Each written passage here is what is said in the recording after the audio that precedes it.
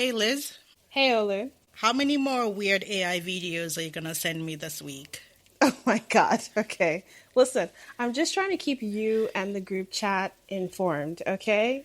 You guys don't know what AI is doing right now. It's creating really realistic looking videos. I'm sorry, you're such a boomer if you think those things are still realistic. Oh my God. Oh my God. We're going to talk about this. We're going to talk about this. Let's talk about it.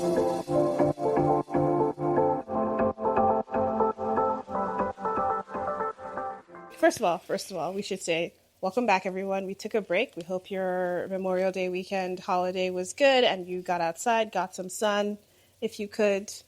Thank you for joining us. Our first topic today is going to be AI again. I feel like we're talking about AI a little bit this quarter, I'll say. We've had a couple of conversations about this.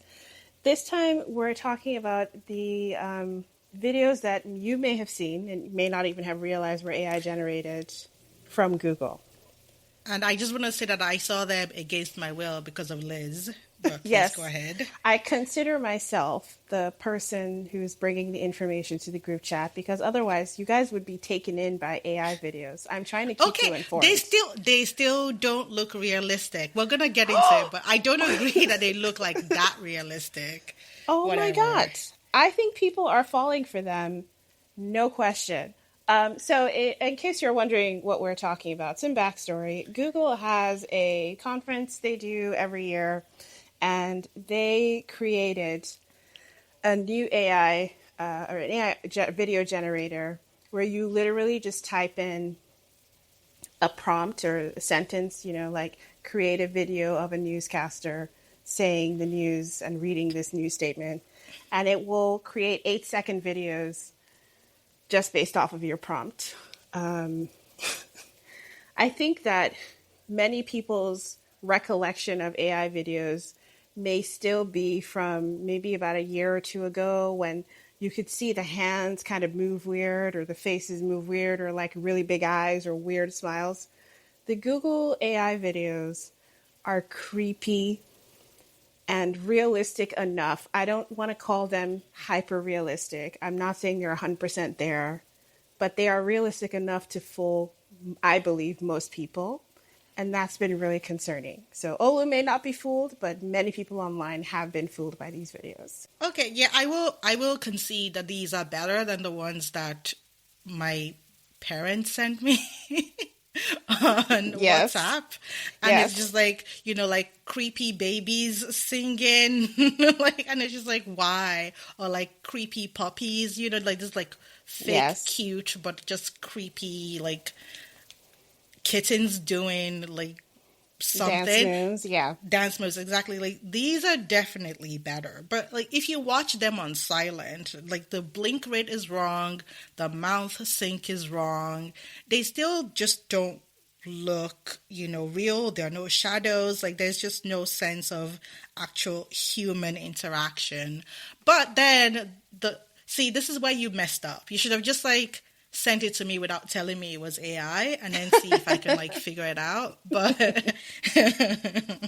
That's true. I should yeah. have done that. I think one of the dead giveaways for one of them was that one of the videos I had sent was someone had created a video saying with a newscaster reporting that J.K. Rowling's yacht had been sunk by orcas. I feel like that's a dead giveaway. That's not real, and we're not worried about those people, who are going to come up with really funny. I mean, death is not funny, but sometimes funny takes on, what they would like to see happen. That's not who we're worried about, right?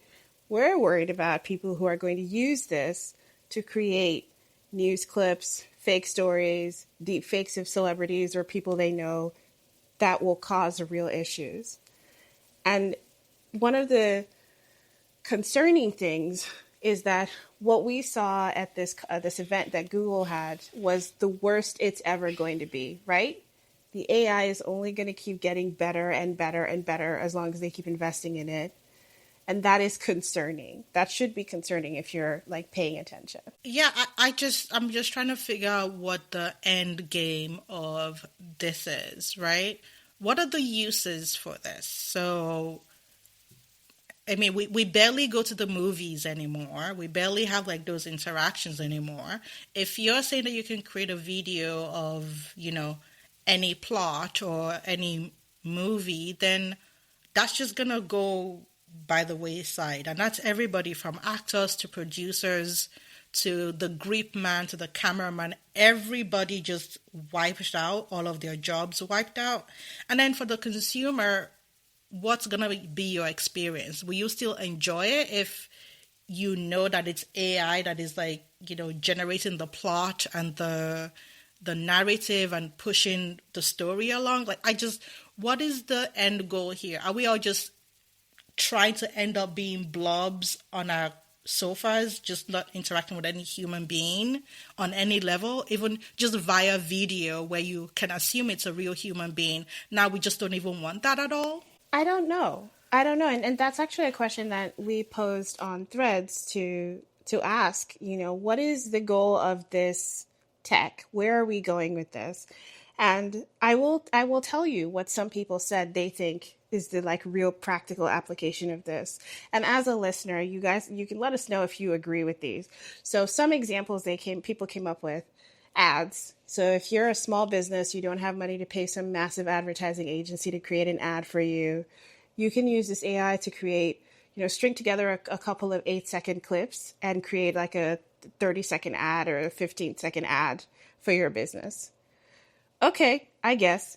Another another potential application was like independent filmmakers who don't have the money and resources to make these massive CGI movies can use this to do that. Again, that makes sense.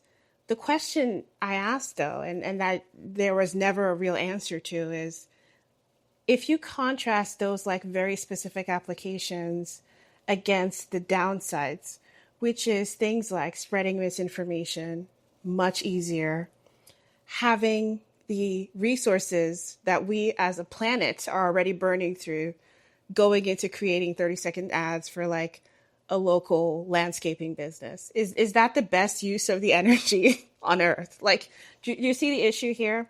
There are going to be practical applications for this, but they will never, I think they will pale in comparison to all of the downsides that we are creating for ourselves, mind you. Nobody asked for this.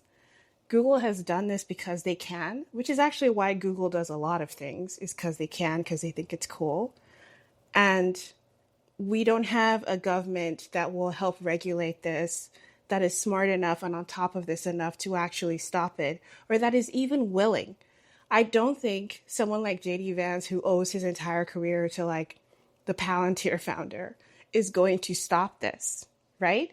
So it's not even just about Trump. Like, the people in DC are not going to regulate this. Who is going to protect us, in quote, from this AI when it gets used for bad things, as it will be? There's no way it's not. As you know, I actually don't believe everything that they say, AI can do. I think that it's in their interest to like hype this up, right? Because every time they do, their equity in the company like goes up. You can literally like match the headlines to like the stock price the next day, right? So, I think it's in their interest to suggest that this market is inevitable, and it's in their interest to suggest that, you have to just be in it and you don't have a choice. But the other point that you were talking about is people who were saying, well, local ads can use this. I'm sorry, but I don't want my local ads to be like hyper produced and like flattened to like maximum glam like this. I mean, I hate to show my age, but you remember that like 800-588 Empire, like the rugs? That was fun. Okay. That is a fun little jingle with like just like regular people at the carpet store like making it. Who wants to see like a hyper glamorous AI like bot hawking local furniture? Who's that for? Yeah, I'm just gonna say right now, if you don't know what Olu is talking about, there's a carpeting company that's relatively well known in the U.S. called Empire. That's what she's talking about. You can Google Empire Carpets and see their jingles. And their ads were really local, really sort of, what's the word I'll use? very like or just organic, like it's sure. not produced in any They're way. It's not just they like were not hyper produced, hyper edited, hyper sleek. Like a lot of the AI videos looks like people don't have pores, you know. It's so airbrushed to but then again a lot of influencer videos look like that, so it's again hard to tell the difference for some people. But I understand you mean the local ads have a quirkiness to them that's like part of their charm is how kind of small and local they are. And if you add an AI, that's taking away some of the charm of those commercials. So even in the like potentially positive application, there's still a downside, which I think is how a lot of AI like news is received, right? There's the CEO of Anthropic was on the news this week saying that he expects like a 20% reduction in entry level jobs because of AI. And he said this on Anderson Cooper, and people were freaking out because we are graduating thousands of college students a year who are supposed to be taking those entry level jobs. And, you know, I hear something like that and I think, sure, that makes sense if you are someone who's concerned about AI taking your job. That's the kind of thing that would be scary. But how true is that? We're still TBD, right? It's unclear, and I wanna say I before. actually just don't think it's. I don't think it's true. And maybe this is scope. You know, maybe No. this is me just like burying my head in the sand. But I mean, like the White House released a report on, Make America Healthy Again report. And it included like fake data, fake sources, and sourced the like wrong people. And they contacted some of the so-called experts that they cited in the report. And those people said, I never wrote that. I never published that study. I don't know what they're talking about, right? And these are white collar people. You just still need human beings, right? Like everybody said, Wikipedia was going to be the end of education, but at the end of the day, like human beings will go in there and correct it and correct it and correct it. So it sounds to me like if AI is building itself on, the output of human beings, because as far as I know, AI is not like doing like the reports on this research yet. Human beings have to go check it. And then even if AI is doing the report and publishing the research, you still have to go check it. Otherwise, like, what are we doing? Right? So I just don't believe those people. Well, when they say this, I think they're just playing number goes up with us. Number goes up is Wall Street's favorite game, so don't knock it till you try it, Olu. Okay, but what I was going to add to that is the CEO of Anthropic saying 20% unemployment because of AI got a lot of headlines, drew a lot of attention to his company. If you're not familiar with Anthropic, it is a direct competitor with OpenAI. And some people in the industry are kind of saying, he said that for the headlines, for the grabbing, attention, because everyone keeps talking about Sam Altman and OpenAI. People don't really talk about Anthropic outside of the tech industry. And he's trying to get that attention. Exactly. This is a game. It is a game, but I think it may not be 20% unemployment, but there are real consequences to expanding the use of AI to people's job prospects. There is a contingent of executives who feel like they can do layoffs up to a point. It's not 100%. It's not. I don't even think it's 20%. I think that's a lot. But there is a contingent of people who are really looking for AI to replace certain types of work. And unfortunately, that is happening across industries. I don't know if you heard about Duolingo. This hasn't gone well for them, but Duolingo tried to and did replace a lot of their language instructors with AI, which really degraded the customer experience, by the way, which caused a lot of backlash to Duolingo. And now they're kind of having to explain themselves or walk some of it back or say they're not going to fire people because of AI. So, it has downsides. Another thing that I wanted to bring up as we're sort of talking about AI and where it's going, I don't know if you heard of a company called Builder.AI. Does that sound familiar to you? No, not yet. Okay. I've not heard of that. You're the one who brings all this nonsense to me. It's not nonsense, but you are gonna love this story, Olu. Okay. You're gonna love this story. Sure, just hit let me. me tell the story. So Builder.ai is a startup that was backed by Microsoft and SoftBank, worth, according to them, billions of hundreds of millions of dollars, billions of dollars, and recently went into insolvency, like this week. They're based in the UK. The Builder.ai like value proposition was that you could go use their AI assistant called Natasha to build apps like you were putting together Legos. So you would go into Natasha and say, build me a food delivery app like DoorDash, and Natasha would build you an app. So you never had to learn how to code, right? You didn't need all that software engineering background. You could just tell Natasha, and Natasha would do it. So you may know where this is going, but this startup with a lot of investment, a lot of hype, tons of interest, skyrocketing valuation, darling of Silicon Valley, based in the UK, was recently exposed as basically being 700 Indian software engineers writing code, not AI. So I knew you would love this story. I knew you would love it. So they, yes, Wow. it's crazy. This has been a lot of the talk around the industry the last week, because this company on from the outside was like one of the startups to watch, right? Can you imagine a world where you don't have to pay a software engineer a couple of $100,000 a year to do their job? You could just go to an AI and tell it to build you an app. That all turned out to be a scam, all bullshit. So to your point, some of the AI promises are sketch. They're very sketch. I mean, let me just take everything, every point one by one. The reason Duolingo is not doing well is not because um, it didn't figure out AI. It's actually because it's very hard to learn a language just talking to a machine. You need human Mm-hmm. interactions, you need organic interactions, you need to be able to like go immerse yourself in that particular culture and that particular context to actually retain the language. So like the idea that going even further and removing the human interaction even further is going to improve your language. It's just wrong. It's just not going to work. That's point number one.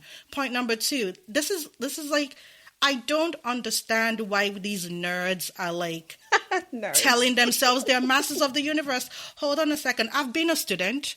I've been a TA. I've not been a teacher, but I've had to learn, and I can tell you I learn better when people actually inspire me, when I'm actually interested in the topic.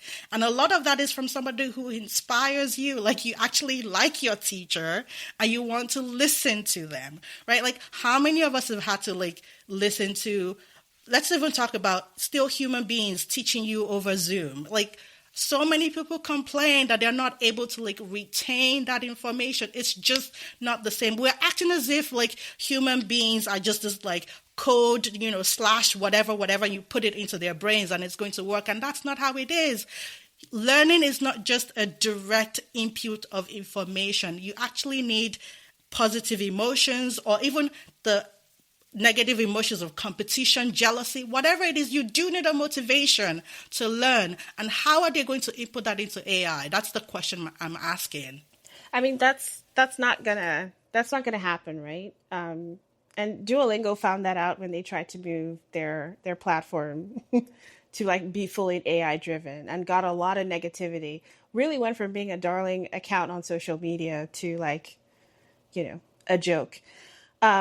Builder.ai comes out.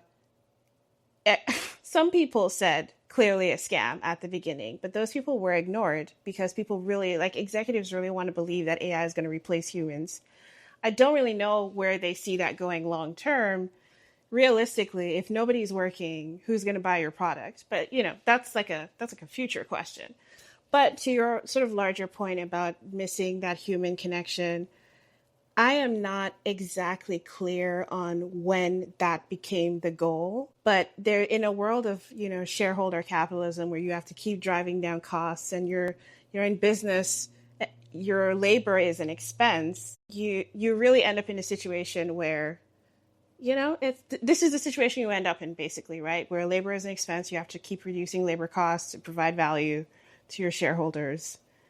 That's really what is happening right now, and AI is being seen as a tool to further drive that forward, and it's unfortunate. But I mean, the idea of costing costs, these developers or startup founders or whatever, they did not, stumble on that idea first. It's not like something that they've invented first. So I don't see this as actually cost cutting. I feel like everything just seems like a scam. Everything is hype. There is no there. Like there's no there behind crypto, for example, but it just keeps ballooning and ballooning because the hype keeps ballooning.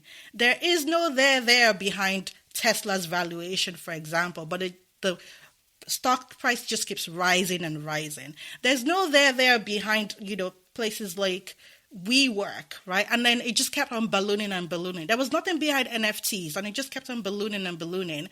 And I feel like that's what we're doing again. There's nothing that you can actually tie this down to physically or tangibly, but because everybody it's like FOMO, so our economy is being driven by FOMO, and this is a really bad thing.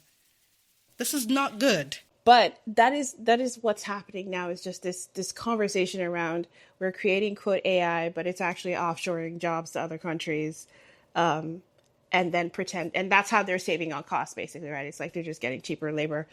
So, there's so much to discuss, and we have not even really talked about the environmental impact. People should know how much energy it costs to deliver one Chat GPT hilarious video. It's a lot, and it's something that people are not considering and thinking about when they go in. There should be real sort of ethical questions around energy consumption and Chat GPT as sort of a blanket for AI. It's something we're going to contend with as a society if we keep going down this path. And that's also why I brought up the fact that it doesn't seem like there's any motivation in DC to do anything about this, right? That's something our government should be thinking about and concerned about, is how AI is being used, what it's doing to the environment, what it's doing to people's jobs and careers, and even the human connection. Nobody is thinking about that. We are all gung-ho, straight ahead. Even on Threads, when we try to have this conversation about like this, to go back to the beginning, the VO3 from Google, right? What is the real positive we're going to get out of this? People just kind of responded with, it's progress, like email was progress over mailing letters. It's progress. But is it just progress for the sake of progress? Like, we don't think about consequences anymore? That's weird, this is right? ridiculous. The Segway was progress and it went nowhere. The Google Glasses or whatever was progress and it went nowhere. Segway. Like I remember the Segway, and it was like, like traffic is solved. Everybody's gonna go to work on Segways. The Segway. That's never happened. Okay, so like you can't just accept that just because something is new doesn't mean it's good or even applicable or will make your life better in any way. Yeah, I mean, we'll get back to this topic, of course. It's not going anywhere. I want to move on to our next topic, though, which Republicans being Republicans versus Michelle Obama. So, do you want to share a little bit about the story? Because I will confess, although I don't listen to her podcast as much as you do, unfortunately. So, yeah, that's okay. I mean, I pick and choose. There's some self-help, too much therapy speak things from it that I skip, but I actually listened to this week's because it was about reproductive rights. But it feels like we're making a completely different shift. But we are we are shifting because we got to move on to the next topic. We can be on AI all day if you let us. I know. But Michelle Obama has a podcast with her brother. It's very cute, I think. And they cover various topics, friendship, siblings, parenthood, whatever. And this week they were covering just reproductive health. And Michelle Obama had her OBGYN on Dr. Sharon Malone. And, they just talked about all of the ways in which our current government is decimating not just access to abortion, but other forms of health care for women, such as all of the research that is supposed to look specifically into women's issues like ovarian cancer, fibroids, you name it, all of that being canceled or ended. And By wanted to RFK just Jr.'s HHS, right? exactly. Yeah. And all of the things that we don't actually understand about women's health, now just being paused, and how that's going to lead to more, deaths, and just like a sort of devaluation of women's lives. And the one thing that was said, that Republicans are super mad about, and they're just fake mad, is that Michelle Obama said, birthing children, or reproducing specifically, is the least of what your organs can do, right? And they flipped out about that she's, devaluing motherhood, that she doesn't want women to have children, right? Because obviously they live in this cuckoo land where Democrats want to eat babies. But if you actually listened to the entire podcast, they rightfully point out like all of the issues with fertility. They talk about egg freezing. They talk about IVF. They talk about embryo freezing. It's actually a very like pro-natalist conversation, and it's completely different from what the Republicans are saying. But even if you want to take the Republicans at face value, like there's just a very basic lack of understanding of their own bodies.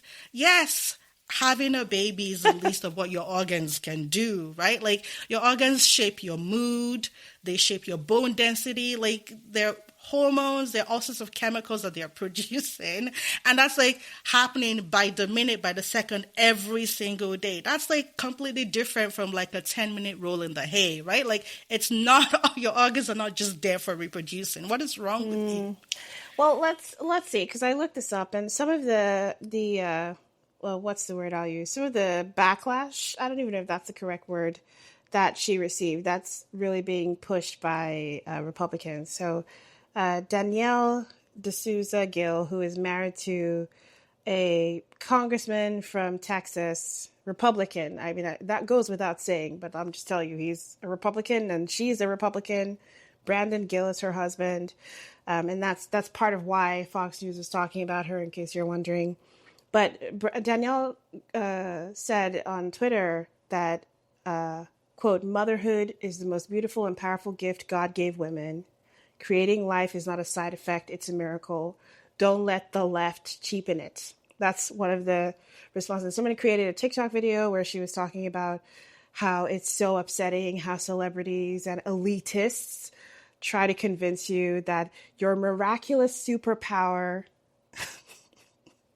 superpower ability to grow life from nothing is demeaning and lesser than women. And this is the most beautiful, rewarding, and badass thing you've ever done in your life. Don't let miserable people convince you otherwise. And the responses to these tweets and posts online have been, from Republican supporters, have been disgusting. Literally in the comments of these tweets, you will see all types of disgusting statements and racist statements, because obviously Republicans, that's how they roll. But what's fascinating to me is the media sort of playing into this, right? There's literally nothing else apparently happening in America right now other than Michelle Obama making one comment in a, like, how long is the podcast episode? Probably like an hour, right? Yeah, about an hour. Right, it's a long episode. She says one thing that's like 10 seconds of an hour-long episode that's pro-birthing, as Olu just outlined, and they take it and run with it as usual. And that's how Republicans operate. But it's just fascinating to me how they will latch onto every little piece of perceived attack to try and slam a person they consider different from them, a liberal. It's so funny. I mean, these people are not serious people, right? These are the people who believed Trump when he said he was the father of AI. Sorry, IVF. Sorry, I still have AI on the brain. The father of AI.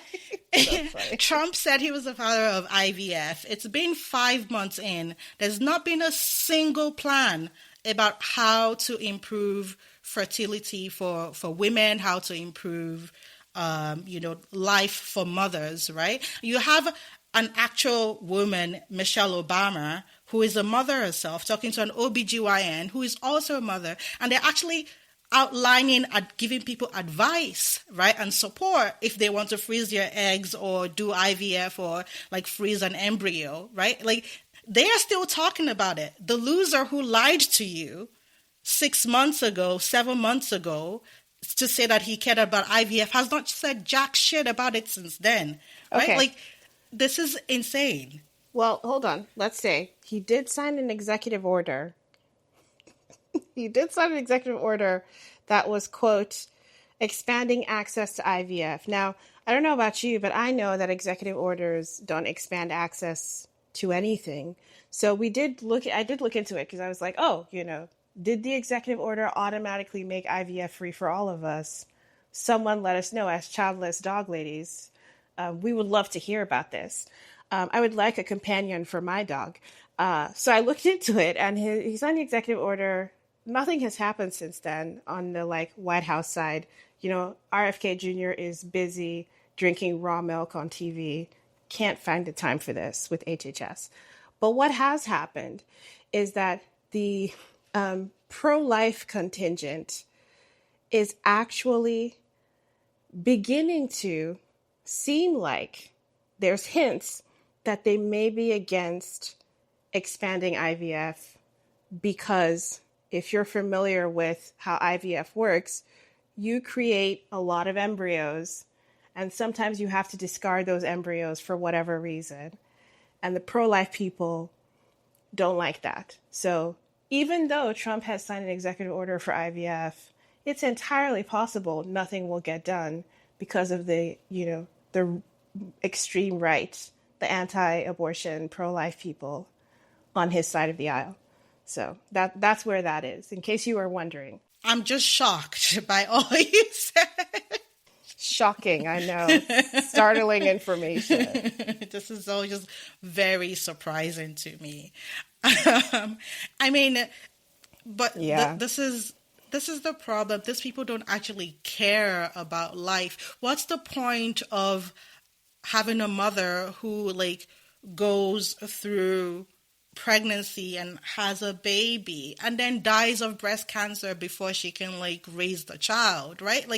This is the problem. This is actually what the podcast was about. We're canceling all of this research into all of these things that affect women's lives from pre-puberty through puberty, postmenopausal, all of the ranges of conditions that we are going to experience in our lives, which is generally longer than our reproductive lives, are being canceled. How is this a pro-life administration? How? I don't know. We continue to ask that question every time we hear some new thing they're doing, right? And this discussion around Michelle Obama's podcast from this group of people is, we're saying surprising. It's really not, right? This is literally what we expect them to do. They don't have anything else going on, apparently, other than to try and manufacture outrage as usual. And that's what they're doing. Yeah. But one of the things that the guest said on there is to say, nobody's coming to save you, okay? So if there are, I wanted to say women, but if it's just, people who just care about other human beings in general and also care about themselves, no one is coming to, save us. We are just the ones who have to change this, right? Congress is not going to change AI, right? They don't have the will. A lot of the tech companies actually pay both sides and lobby both sides. So that's not going to happen. The Republican Congress and the Republican Supreme Court is not going to stop Trump from doing whatever the hell he wants with abortion and reproductive rights.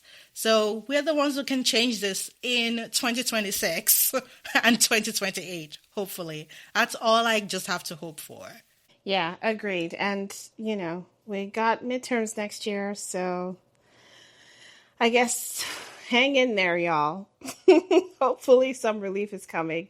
Although you already know, Olu, because we've kind of talked about this, but we have issues with some of the DC Democrats. Right now they can't do anything really, so we're like, okay, but we'll talk about them soon enough. Like, they're not going to get off scot-free, especially if they win next year. I'm expecting so much for them. I feel like I'm going to be disappointed, but we'll see how it goes. I mean, that's going to have to be a whole other topic, right? It's not promising right now. They need to get their acts together. Yep. Okay. Well, let's then move to our final topic, which is really a sad moment for America. If you ask the person in question, not me personally, but for some people, this is very sad. So everyone's favorite billionaire, Elon Musk, sadly has left his position in the White House. I don't know, Olu, if you want to have a moment of silence for this tragic news. I'm sure you're heartbroken by this. I mean, this is how you know DEI is over, right? The only the most powerful African American in the Trump White House has been kicked out.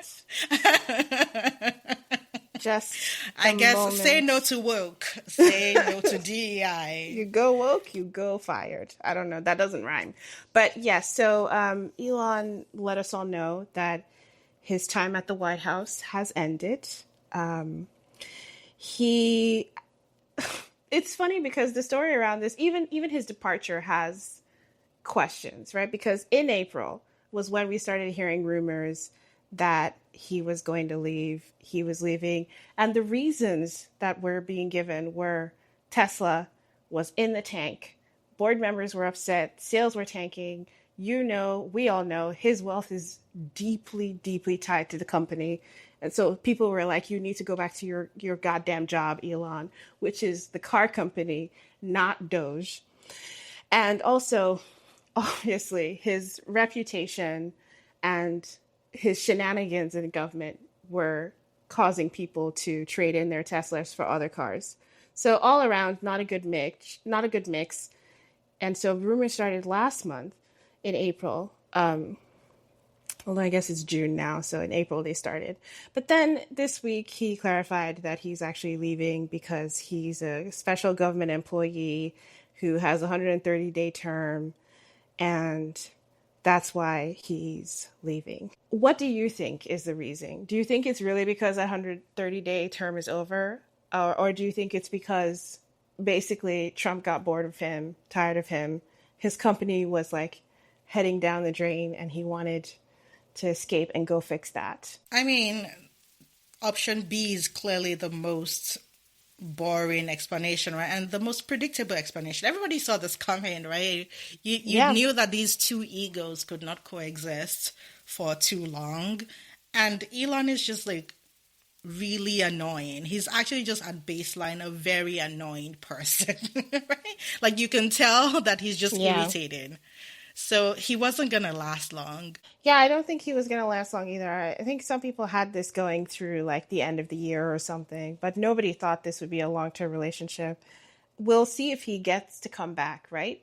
We all know, I think we should all know, if you think Elon has disappeared from Trump's phone list, that's not what's happening, right? They're still going to talk to each other. Assuming Elon doesn't piss off Trump by saying something, reasonable for once. They're still going to talk to each other. They're still going to hang out and quote. Jeff Bezos hangs out with Trump. You never see him in the White House during press briefings, but they talk to each other. Literally, Trump will call Jeff. This is the reporting. Trump will call Jeff Bezos if he sees something that's like pissing him off about Amazon.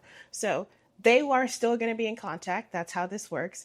But his official title with Doge His time with Doge is over for now. We all know that Doge has not done anything good, right? I think that's clear. They have not made the cuts they said they would make.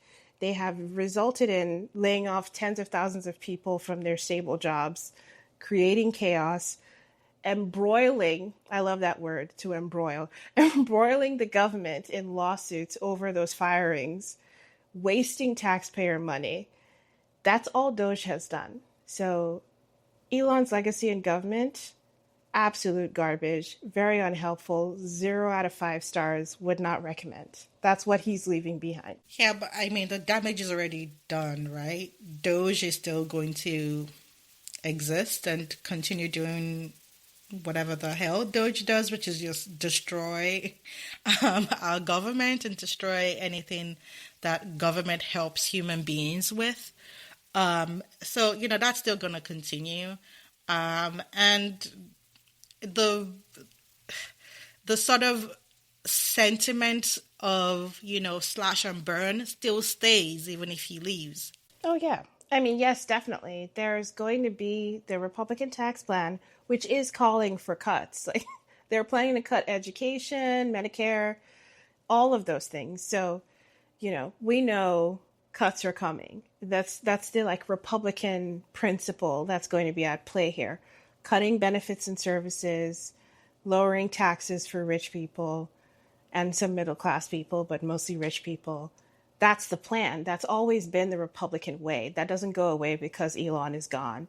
Doge stays, hopefully, for not much longer, but they're still going to be around. We know. And you're right. The damage is done in so many ways that we may never know, right? Like USAID has effectively been one of the biggest victims of Doge.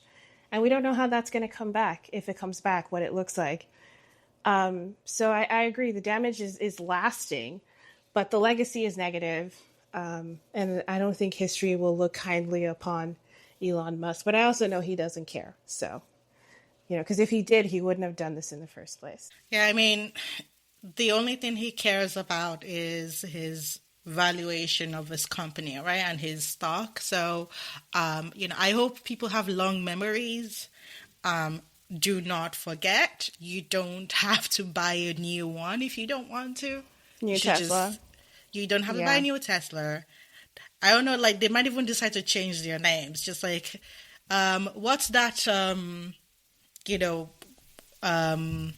quote from Game of Thrones?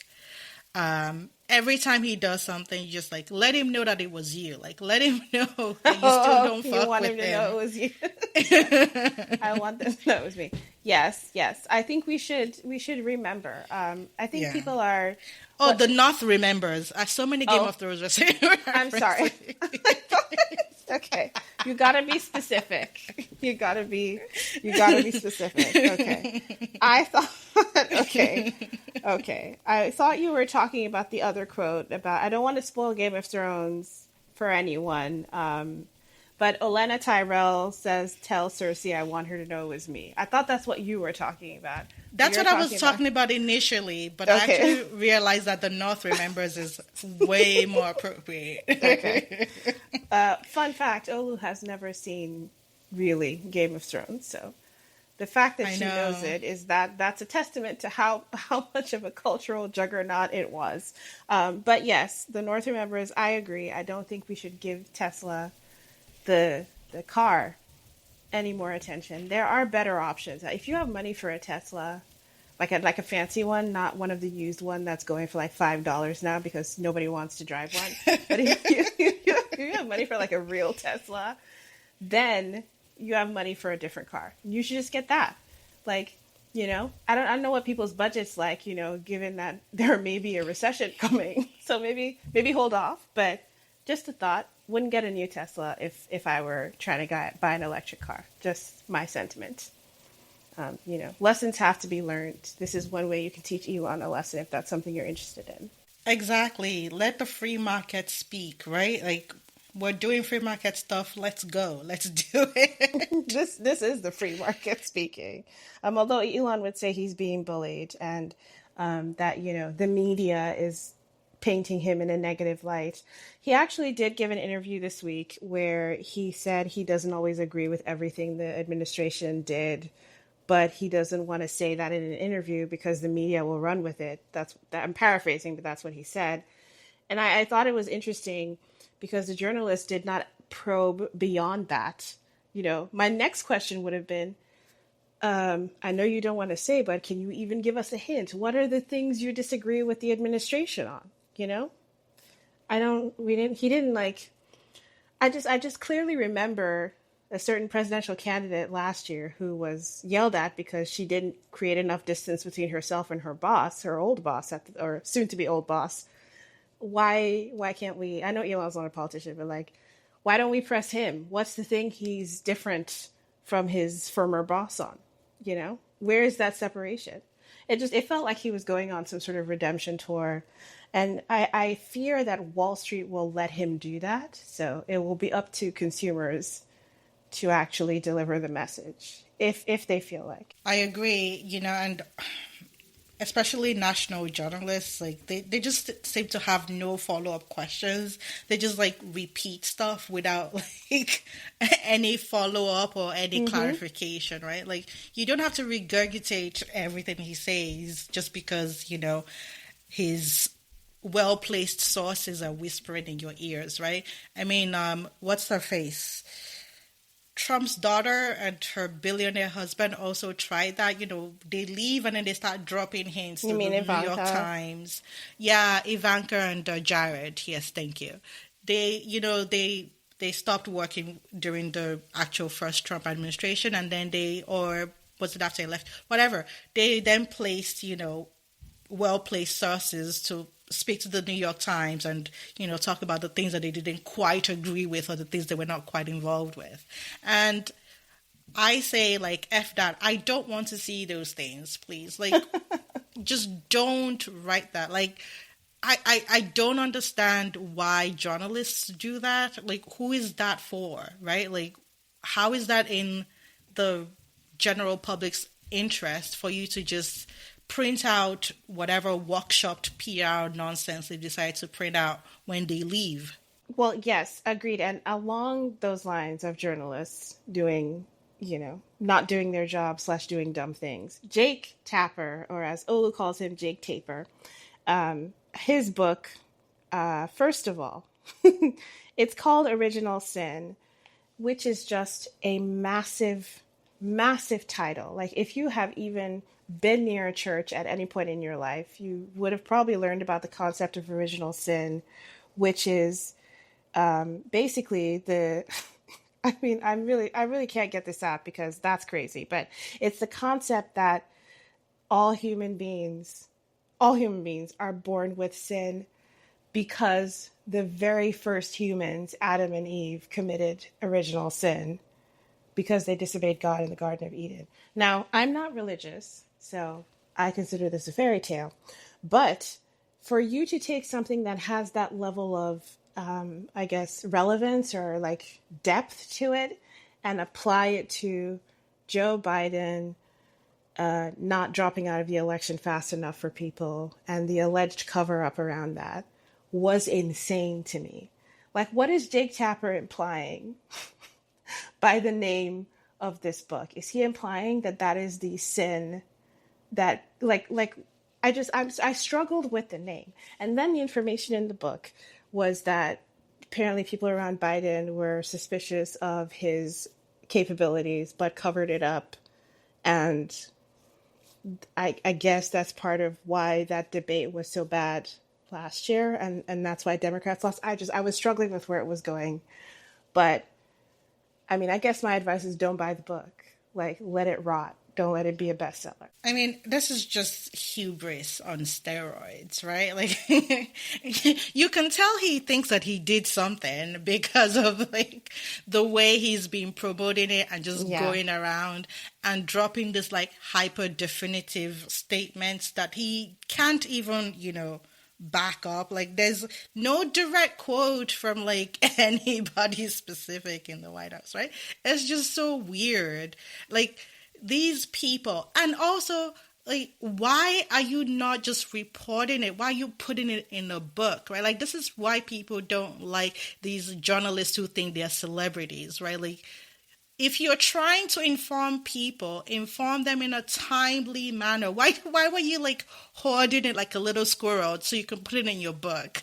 Like, he thinks he's gonna win a Pulitzer. I think that's what he thinks this is gonna do for him. He really does. And do you know when I knew that, as we say on the internet, Jake Tapper wasn't shit? Like, do you want to know when I knew Jake Tapper was like not to be trusted? Please tell us. A few years ago, I was watching a documentary about Monica Lewinsky. Yes, real throwback political scandal here. Google it for the kids. For the kids, Google that shit. I was a child when that whole Bill Clinton, Monica Lewinsky incident went down. I had no idea what the fuck was happening. And for so many reasons, it's not something you would like revisit at any point. But last year, or no, 2 years ago, not last year, because last year was the election. 2 years ago, I was watching a documentary about Monica Lewinsky. And I discovered through that documentary that Jake Tapper once went on a date with Monica Lewinsky around the time when she was in DC. And he wrote about it after the scandal broke, when she became a household name. The actual worst. He went on one fucking date with her, wrote a piece in like a DC paper, and that was part of what began his career in journalism. When I found that out, I was like, this dude is a smug asshole. I think I love that you were trying to say like this bitch, but you couldn't figure out like what the male version. No. This dude is an asshole. It was, and if you read the piece, if you can find it, because it was written in 1998, like basically, Stone Age at this point. But if you read it, it's so smug. He comes across like such a hanger-on, like, you know what I mean? Like, this woman is going through such a traumatic experience, and this guy she went to some dinner with, writes his, like, has to contribute to this. He tries to make her seem like she's, he's on her side, like, he's sympathetic towards her.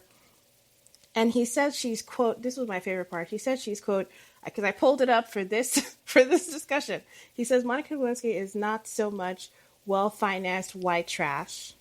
Oh, Jesus. Who was looking to get her lips firmly onto the seat of power. Oh, for fuck's sake. That is... No, you're going to say, that was Jake Tapper. He was young. Sure, okay. But he knew what he was doing. Right, he knew exactly what he was doing. But ever since I found that out 2 years ago, I, completely side-eyed Jake Tapper as a journalist. I can't take him seriously. And this book was just more evidence for me that Jake Tapper ain't shit. And that's my story on Jake Tapper. I mean, that just made me feel dirty.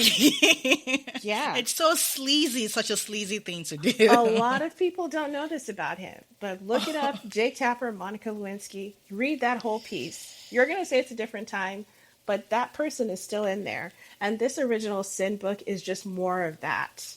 It's more of attaching yourself to something to try and come up on it, especially something that doesn't make any fucking sense. There was such a cover-up that all of DC and the White House were fucking shocked after that debate. You think that I think it's just logically thinking about this. If they were all aware of how bad the situation was, why did they even agree to the debates? Do people remember why we had those debates in the first place? Did Trump want to debate anyone?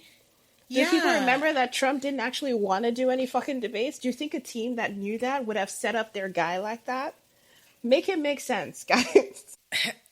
But, now that I just learned about this, so thank you for telling me this origin story of, there you go. of Jake Tapper. But it actually tracks, because it's such a hanger-on, parasitic kind of thing to do. Yep. Apparently, he had tried to, worm his way into Hunter Biden's circle, and that just never worked out, right? And this feels like a guy who feels entitled to Yes, he like the does. Biden's personal life for some reason, right? Like it's actually very like it's very single white female, but like I guess single white male. I don't know how to like say this. It's very obsessive, like Yeah. go touch grass, go do something else, Go dude. find someone else, dude. Yeah, I just, yeah. For the last 2 years, I've been like, this is this guy. I don't like it. I don't like him. And now he, provides even more evidence for the people who are like, screw this. So yeah, I guess that's your, little, if you take nothing else from this podcast, I guess, Jake Tapper ain't shit. And it's not just about original sin. Also, don't buy his book. That's my final word on Jake Tapper. We're never gonna get sponsors at this rate, so don't buy Teslas and don't buy Jake Tapper's book. Listen, we are doing this because we love you guys, the listeners, and we want to get our voices out there. We don't need no sponsors, okay? We're not going to become corporate shills. I'm kidding. I would like a sponsor or two, but something cool, not Jake Tapper's book for sure, and not Tesla. In case Tesla was thinking about it. One more thing, Liz. We're recording on June 1st. Yay, Yes. June. Yay, June. What's June? What's June? Pride Month. Woo-hoo. Yay! Woo! Yes. And we just wanted to take a quick moment to acknowledge any of our listeners who may be members of the LGBTQIA community, or just anyone who does not identify with whatever is considered the norm in their particular societies. Given what is going on right now, wherein politicians think that they need to make their careers on the backs of trans and gay and lesbian people, and just anybody who they consider not to be their personal ideal, this month feels even more important than it has been before. Yeah. Yes. And so we want to wish everyone a happy Pride Month, and we hope everyone stays safe. We hope you are able to get out there, enjoy the good weather, go to some parades, volunteer your time if you're an ally. We hope that you have a good Pride Month. Thank you for joining us on this week's episode of Liberal Banter. We have been your hosts, Liz and Olu. We hope to see you next time. Bye for now.